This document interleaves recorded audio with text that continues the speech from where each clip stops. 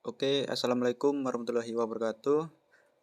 Perkenalkan, saya Ibnu dari Departemen Teknik Instrumentasi Fakultas Vokasi ITS.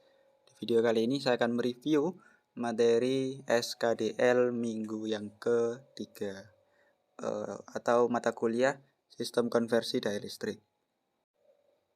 Oke, jadi di minggu ketiga ada Switching and Semiconductor Power. Di sini di mana efisiensi adalah fitur terpenting dalam sistem elektronika daya.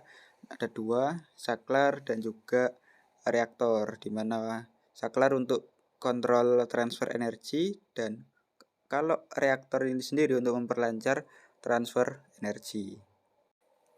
Selanjutnya untuk jenis saklarnya ada saklar ideal, ada saklar nyata. Di mana untuk saklar ideal ini sendiri dalam kondisi off arus yang melewati saklar adalah 0. Dalam kondisi on, tegangannya yang 0. Dan saklar ini dapat on off secara instan. Saklar juga tidak memerlukan energi untuk menghidupkan atau mematikan. Dan karakteristik saklar biasanya stabil di bawah semua kondisi sekitar.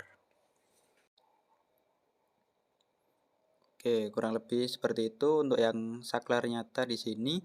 Kondisi off-nya ini bukan 0 atau arusnya ini disebut arus bocor, di mana status on-nya ini juga tidak 0. Tegangan di sini merupakan disebut penurun konduksi, di mana ada disipasi daya dalam kondisi off dan beralih dari satu keadaan ke keadaan yang lain yang membutuhkan waktu terbatas, di mana konsekuensinya dari waktu switching yang terbatas adalah kerugian switching yang terkait. Oke, kurang lebih seperti itu dari saklar nyata. Selanjutnya kita lanjut ke jenis saklar yang lain, yakni saklar tidak terkontrol dan saklar semi terkontrol.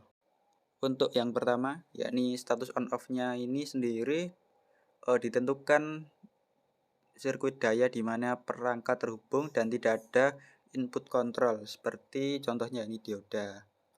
Dan untuk yang saklar semi terkontrol ini untuk on off-nya ini dapat diputar dengan input yang sesuai dengan terminal kontrolnya, di mana status saklar lainnya itu dapat terintervensi dengan sirkuit yang lain seperti thyristor tadi. Kemudian kedua saklar on off-nya ini biasanya jadi BGT, FET, GTO, dan IGBT, termasuk dalam kelompok dari saklar yang semi terkontrol seperti ini. Kurang lebih untuk saklar semi terkontrol ini itu saja. Kita lanjut ke selanjutnya, ini perangkat semikonduktor dioda, di mana dioda ini ketika dioda diberikan bias maju nanti akan on, kalau bias mundur off. Dan di mana dalam kondisi on off ini dioda memiliki daya tertentu. Dioda juga tidak memiliki input yang eksplisit, sehingga untuk mencapai on dengan penundaan kecil perangkat biasanya maju, kalau off ya tadi terbalik. Untuk pembagiannya nanti diizinkan untuk membawa panas dari sambungan dan meneruskan ke lingkungannya. Oke, kita geser ke bawah lagi, masih ada. Dioda tidak memerlukan rangkaian penggerak, keadaannya ini tergantung pada kondisi sirkuit daya. Dioda juga saklar yang searah. Untuk energi lonjakan jangka pendeknya dapat ditahan oleh dioda dan diberikan oleh pengingat daya peringkat I2C. Selanjutnya, yakni ada spesifikasi penting dari dioda. Yakni spesifikasinya arus majunya rata-rata, tegangan pemblokirnya terbalik, off saat keadaan untuk menghitung kerugian, impedansi thermalnya untuk membantu desain thermal, membalikkan waktu pemulihan, dan perangkat I2G, I2T. Selanjutnya ini ada dioda Shokti atau jenis-jenisnya ya. Dioda Shokti yakni memiliki tegangan status on rendah di mana kurang dari 100 volt, cocok untuk sirkuit di mana kerugian konduksi rendah diinginkan, dan untuk contohnya di sini MBRP 30060CT Motorola. Selanjutnya yakni dioda jenis selanjutnya yakni dioda pengarah. Ini cocok untuk dioda penyearah dalam frekuensi yang salurannya 50 hingga 60 Hz. Untuk waktunya ini tidak ditentukan, tersedia untuk yang beberapa ribu ampere per volt, dan untuk contohnya ini ada penyearah internasional seri 20 ETS. Selanjutnya untuk dioda cepat, yakni dioda yang memiliki pemulihan yang rendah dan cocok untuk aplikasi frekuensi tinggi. Detailnya juga tinggi. Ini contohnya ya, ini Harris RHRG 30120CC. Selanjutnya perangkat semikonduktor selanjutnya ini Thyristor atau SCR Silicon Control Rectifier. Ini dimana dari gambar ini bisa dilihat yakni alpha 1 dan alpha 2 adalah keuntungan arus basis umum dari transistornya. Dengan tidak terkontrol, IG-nya sama dengan 0. Dan selanjutnya di sini ada untuk mekanismenya, mekanisme thyristor atau SCR tadi.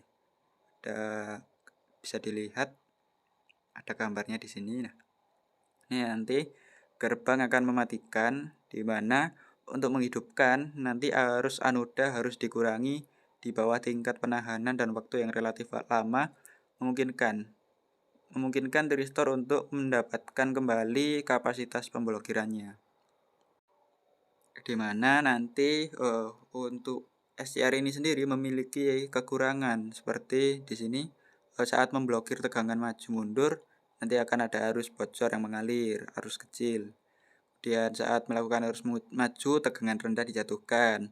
Ada kerugian daya yang terbatas, proses on off-nya tidak instan, kerugian dari menjamin desain thermalnya tepat, dan ketika tombol on membutuhkan energi, ketika tombol off juga membutuhkan energi dari komutasi eksternal. Selanjutnya ada karakteristik dari peralihan transistor. Ini ada dua, ya, on dan off atau menyalakan dan mematikan. Dimana untuk yang menyalakan ini sendiri basisnya akan dikenakan biaya, dimana setelah penundaan TD persimpangan kolektor mulai terkonduksi dalam waktu TR ini sendiri nanti akan secara linear akan ke VCE SAT, dan arus kolektor ini dapat dimulai atau mulai turun kenaikannya. Selanjutnya untuk yang mematikan yakni drive basis maju dilepas begitu saja dengan basis negatifnya yang diatur, kemudian persimpangannya masuk dengan penurunan VCE tetap rendah dan hapus akumulasi muatan di persimpangan. Kemudian habis itu persimpangan akan mulai memblokir. Setelah itu waktu TF dan IC akan turun. Selanjutnya ini ada gerbang atau kapasitor MOS, di mana ada operasinya akumulasi, penipisan, dan juga inversi. Untuk contohnya di sini yang paling atas di sini adalah akumulasi. Yang paling atas adalah akumulasi, kemudian yang kedua ada penipisan, dan yang ketiga adalah inversi. Kurang lebih seperti itu. Kurang lebihnya mohon maaf. Terima kasih. Wassalamualaikum warahmatullahi wabarakatuh.